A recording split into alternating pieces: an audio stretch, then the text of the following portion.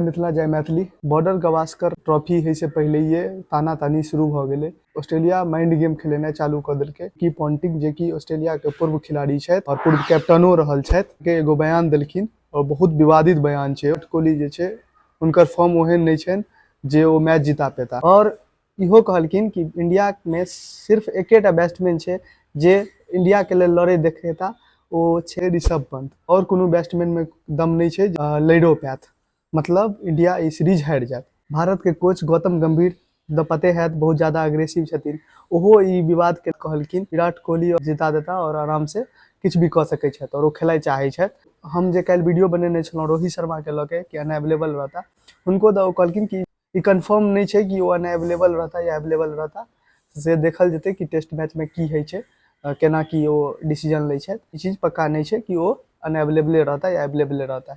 दोसर बात, अगर किंग कोहली अगर वापसी कऽ पाबै छथि इस सीरीज में तो बल्ले बल्ले भ जेतनि।